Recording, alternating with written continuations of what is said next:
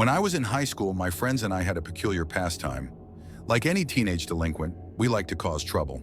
We weren't vandals, we didn't deal drugs, and we certainly didn't bully kids in school. No, we liked to scare the living shit out of new parents by hacking their baby monitors. We were insufferable little punks who thought we were too good to get caught and that our little acts of mischief would go unpunished.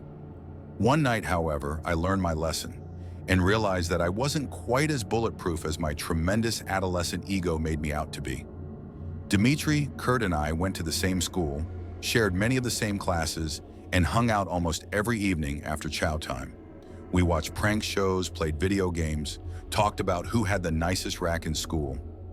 One evening, we were trading scary stories at the park. Kurt shared the classic story about the single mother who heard a haunting voice on her baby monitor. Like most horror stories, it sounded like total bullshit, but Dimitri told us it had happened to his mom once. On her own monitor, she'd heard a neighbor singing to her baby. Apparently, it was possible to accidentally tap into someone else's frequency. In an instant, a light bulb turned on in each of our heads. When you're close enough to someone, you don't need words to know what that person is thinking, and we could all tell we were thinking the exact same thing. We were going to buy a baby monitor and screw with people. Pardon the pun, but hacking a baby monitor is child's play. All you need to do is find a device on the same frequency as yours.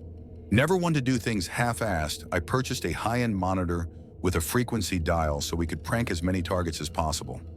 The following night, we took to our bikes, roamed the neighborhood, and found our first victim. We could see the nursery from the suburban home's second-floor window. Dimitri grabbed the baby monitor and began tuning it to different frequencies until we heard breathing. I remember feeling excited as our plan finally came to fruition. Dimitri pressed the button and began exhaling heavily into the receiver. "Your little girl was delicious," he murmured using a demonic voice. The light in the master bedroom turned on almost immediately, and we heard a shrill scream. Laughing our asses off, we quickly rode off down the street so we wouldn't get caught. We repeated the prank several times over the course of the following weeks, each taking turns talking through the monitor. Not wanting anyone to get wise to our little game, we chose different houses every time. People's reactions were priceless.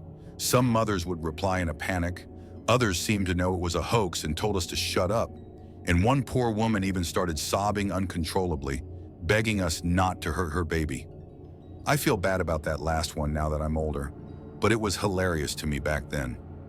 My friends and I mimicked her high-pitched bawling and desperate cries for mercy for weeks afterwards. Yeah, we were royal dicks. Karma's a bitch, and I got what was coming to me one night. Kurt and Dimitri were busy studying for their midterms, so I went out on my own. By then, we'd gotten pretty much everyone in the surrounding area, so I decided to venture off across town and into unfamiliar territory. Finding a target wasn't difficult. You just had to look for cars with baby seats, houses with overly colorful, cartoon-themed curtains, or toys left in the yard. I came across a house that fit all three criteria and parked my bike out of view. Playing with the tuner, I eventually found the right frequency. I could hear the sound of a baby snoring very lightly. A devious little smirk pushed its way onto my lips, and my heart began pounding with excitement. It was my time to shine.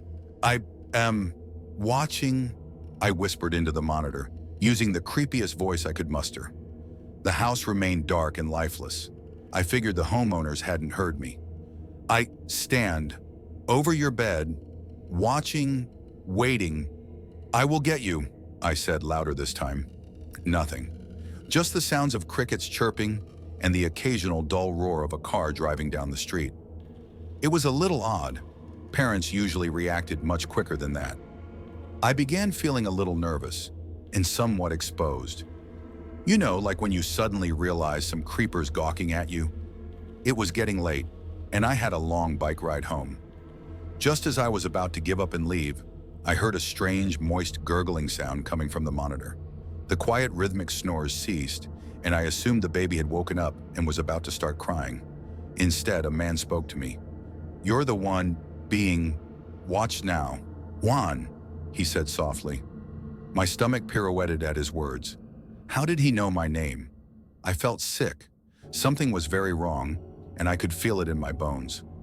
I glanced up at the nursery window and saw a silhouette standing there watching me. Had he been there the whole time? The air was thick and difficult to inhale, though perhaps fear was making it hard to breathe. My body quivered uncontrollably as a sense of dread poured into every inch of me. I climbed on my bike, pedaling desperately to get away.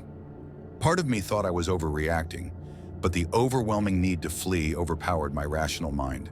"You can't run. I know. Where you live, Juan," continued the man, even as I turned the corner. I flew down the street, not stopping until I reached a busy boulevard. Surrounded by cars and a few late-night joggers, I felt safe. "Your hoodie will run red your blood, boy," whispered the man, still talking through the baby monitor in my pocket. A passerby gave me a nasty look as I yelped loudly in fear, practically ripping my hoodie in my frantic attempt at removing it. To the stranger, I must have looked like some snotty kid tripping balls or something. He didn't know I was in genuine distress, so I don't blame him for walking off with an insulted huff, though I wish he had offered to help me instead. After stuffing the hoodie into my backpack, I noticed my name scrawled on the back. It was my fucking school jacket. No wonder that bastard knew my name. It then occurred to me that baby monitors were fairly short-range, so I was obviously being followed. I nervously glanced around to try and identify my stalker. Was it the empty-looking van down the street? That guy walking his dog? The car that had just driven by? Either way, the last thing I wanted was to hear that voice again, so I turned off the device and started pedaling towards my home. Fear had heightened my senses, and I began to notice every motion of the trees in the breeze, every crackle of twigs under my wheels, and every car that zipped past me. I flinched whenever anyone came near, paranoid that whoever had spoken to me through the baby monitor was going to catch up. Fortunately, I made it home without incident. I parked the bike in my garage and crawled up the stairs to my bedroom.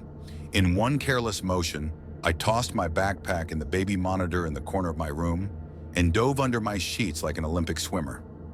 It doesn't matter how old you are. Nothing feels safer than being under your blanket. I closed my eyes, hoping I'd be able to calm down enough to catch a few hours of rest before class. But then I heard static coming from the monitor across the room, the monitor that was supposed to be off. "Sweet dreams, Juan," said the voice that still haunts my nightmares. Needless to say, I didn't sleep a wink that night. I was too frightened to get out of bed until sunrise. When I got up, my first order of business was to remove the battery from the monitor and throw it in the trash. I didn't want anything to do with it anymore. I came up with an excuse to give my buddies so they wouldn't think I was a huge pussy. With massive bags under my eyes, I got dressed, had breakfast, and went to school.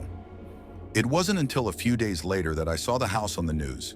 In an interview, a police officer explained that the small family who had been living in the house had been found in their beds, necks slit open. I had been outside when it happened.